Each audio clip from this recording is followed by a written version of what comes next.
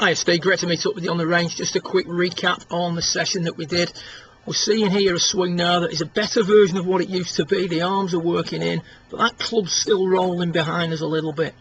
As a result, as we approach the top of the backswing, we have not a bad left wrist position, but a relatively shut club face.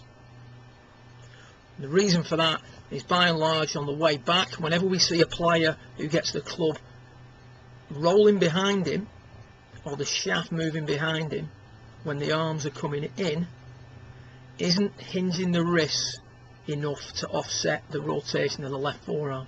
So during the takeaway, the left forearm's rotating and the wrists should be gradually or incrementally hinging throughout the swing.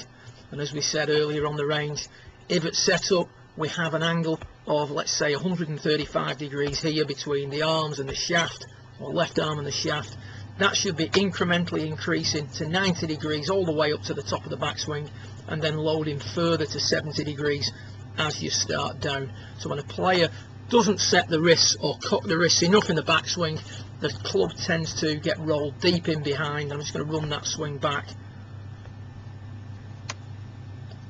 to the halfway point. Deep in behind, setting very flat, butt of the club pointing outside the golf ball.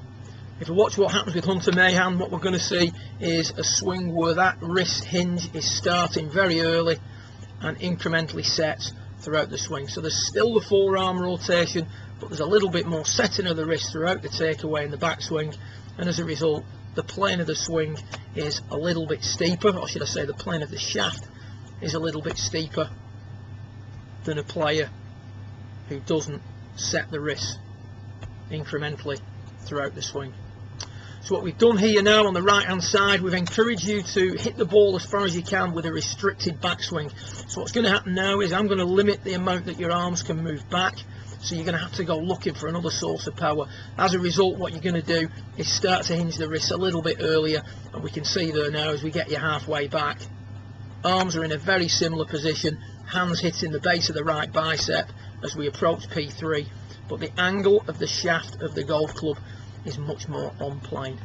As we now get to the top of the backswing, because we've a little bit more hinge in the wrists, you can see that the club face is not as shut as it was previously, even though the left wrist position doesn't look too dissimilar.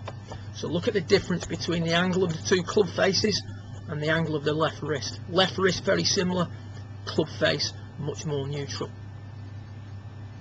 From there, you'd be in a good position to swing down from a much better angle, but the key move for now is to limit the arm swing and feel like by the time you get to P3, when the left arm's parallel with the ground, the wrists are fully set. From there, go ahead, hit the golf ball. Super position at the top on that one compared to where you were at the start of your session. Much more connected, much more compact, much more on plane, and more importantly, much more neutral. Good luck with it, and I look forward to working with you again in the coming weeks. Well done.